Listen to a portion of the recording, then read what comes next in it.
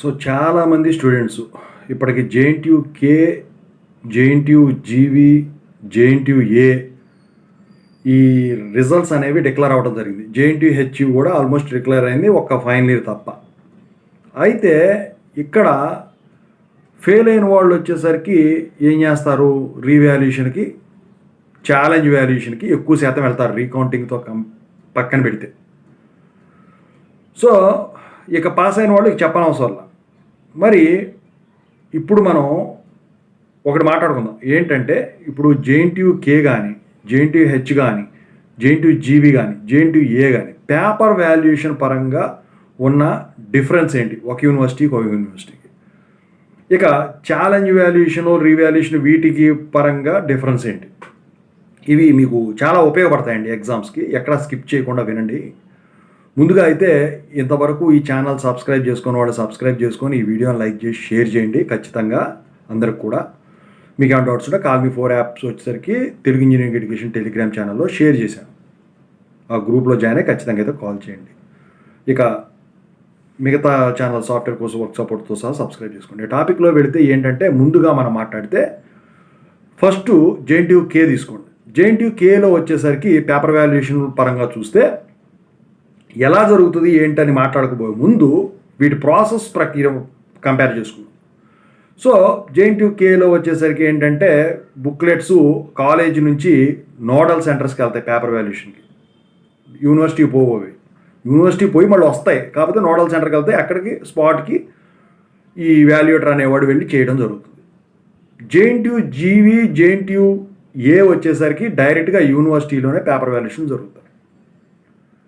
JNTU H పరంగా చూసుకుంటే ఇక్కడ మరి ఇంకా డిఫరెన్స్ ఉంది. ఏంటంటే, యూనివర్సిటీలో ఆఫ్లైన్ జరుగుతాయి, నోడల్ సెంటర్స్ ఉండవు, ఆన్లైన్ పేపర్ వాల్యుయేషన్ కూడా జరుగుతుంది అనమాట. సో పేపర్ వాల్యుయేషన్ పరంగా ఇది కంపారిజన్. మరి పేపర్ వాల్యుయేషన్ ఎలా జరుగుతుంది? సో ఇక్కడ మీరు గమనించినట్టయితే, సో జేఎన్టీయూ హెచ్ కానివ్వండి, జేఎన్టీయూ ఏ కానివ్వండి చాలా స్ట్రిక్ట్గా జరుగుతుంది. అంటే ఇప్పుడు మీరు రాస్తేనే పాస్ అవుతారు, రాయకుండా పాస్ అవడం అనేది జరుగుతుంది. ఇక అది రాయకుండా పాస్ చేశారంటే ఎక్కడో 0.001% జరుగుతుంది ఎక్కడో. అది that is called lucky fellows. ఈ జేఎన్టీయూ జీవీ కూడా వచ్చేసరికి కొత్తగా ఫామ్ అయింది కాబట్టి ఫస్ట్లో ఇబ్బందులు పడినా అది కూడా అదే ప్రక్రియలోకి వచ్చేసింది. ఈ జేఎన్టీయూ కే వచ్చేసరికి ఫ్యాకల్టీ వచ్చేసరికి ఏంటంటే, ఎక్కువ శాతం ఈ సర్వేల పరంగా చూస్తే జేఎన్టీయూ హెచ్ కింద అయినా, జేఎన్టీయూ ఏ కింద అయినా, జేఎన్టీయూ జీవీ అయినా, జేఎన్టీయూ కే కింద అయినా, ఈ నాలుగిటిని కంపేర్ చేస్తే జేఎన్టీయూ కే కింద ఉన్న ఫ్యాకల్టీ ఎక్కువ మంది వచ్చేసరికి అడ్మిషన్స్ కోసం క్యాంపైన్లకి ఎక్కువ శాతం వెళుతున్నారని చెప్పేసి ఒక అంచనా అయితే వేయడం జరిగింది.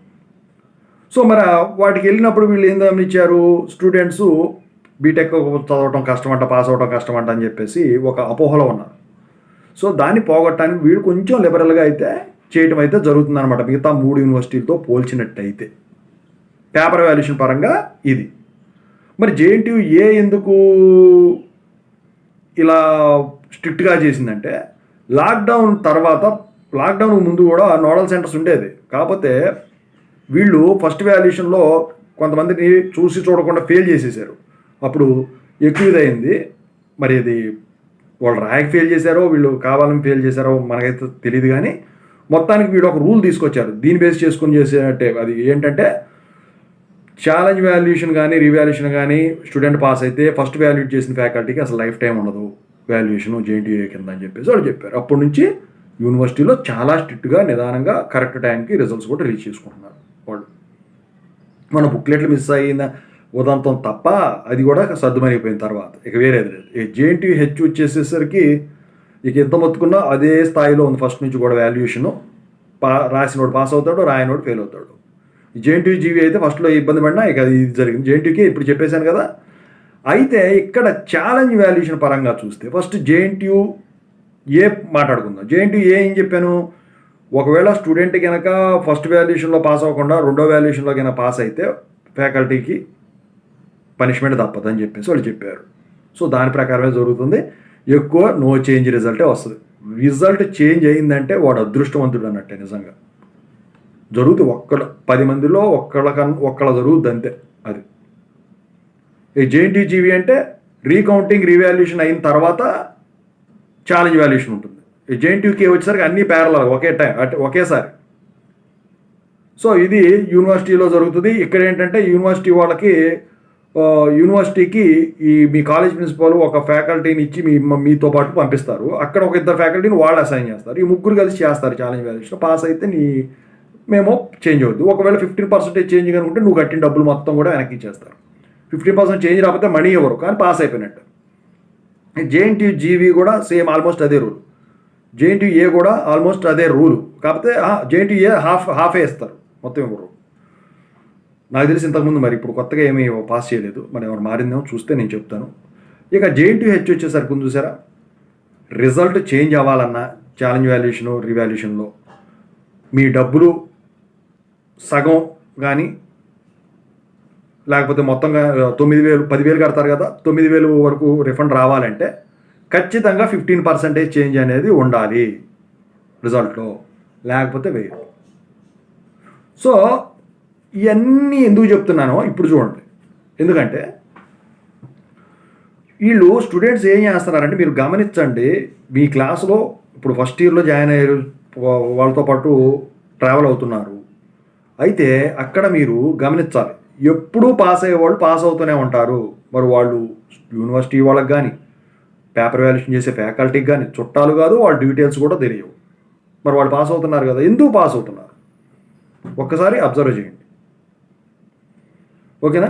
సో మనలో తప్పు ఉందా, రైటింగ్ స్కిల్స్ ఏమైనా తప్పు ఉందా? సో ఒకవేళ వాళ్ళు చెప్పేవాళ్ళు అయితే జనరల్గా అయితే చెప్పరు స్టూడెంట్స్ ఎలా రాస్తున్నాం ఏంటని, ఏం చేయాలి ఏంటి అని చెప్పేసి మీ తెలివితేటల పరంగా రాబట్టుకోవడం తప్ప.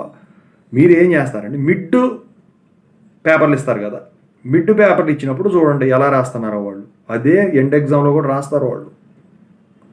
సో దాని ప్రకారమే రాయండి, మీరు పాస్ కాకపోతే అప్పుడు అడగండి. ఓకేనా? సో అంతేగాని సింపుల్గా 1 day బిఫోర్ బ్యాటింగ్తో ఏదేదో చేద్దామంటే కుదరదండి. ఇంపార్టెంట్ క్వశ్చన్స్ అయినా ఏదైనా కానివ్వండి ఒకసారి వస్తాయి, మొత్తం 100% ఇంపార్టెంట్ క్వశ్చన్స్ ఎక్కడా రావు. అది దృష్టిలో పెట్టుకొని మీరు రాయాలి. ఎందుకంటే ఇప్పుడు జేఎన్టీయూ హెచ్ ఎగ్జామ్స్ ఇప్పట్లో లేవు, ఇంకా జేఎన్టీయూ జీవీ ఎగ్జామ్స్ ఉన్నాయి, మళ్ళీ జేఎన్టీయూ కే ఎగ్జామ్స్ నోటిఫికేషన్లు పడినాయి, జేఎన్టీయూ ఏ కూడా నోటిఫికేషన్లు పడుతున్నాయి. ఇవన్నీ మళ్ళీ సమ్మర్లో ఉంటాయి కాబట్టి ఇప్పటివరకు చేసిన తప్పులు ఇవి కూడా మీరు చేయొద్దు. ఓకేనా? మీరు 6 లైన్లు రాయాలంటే 8 లైన్లు కరెక్ట్గా రాయండి. మీరు 40 మార్కులు రావాలంటే 55 మార్కులు రాయండి. 3.5 క్వశ్చన్లు రాయాలనుకుంటే 4.5 క్వశ్చన్లు రాయండి. 5 క్వశ్చన్లు అటెంప్ట్ చేసేయండి. పాస్ మార్కులకు మాత్రం రాసిస్తే మాత్రం అది మీ కర్మే. మీరు అన్లక్కీ కనుక అయితే అది స్టాంప్ మార్కులు ఎగ్జాక్ట్ చూసి వేయరు ఎవడు మూడు ఎట్లా ఉంటుంది ఎవడో తెలుసు. సో ఓవరాల్గా కంపారిజన్ ఇదండి. Don't do these mistakes. Okay.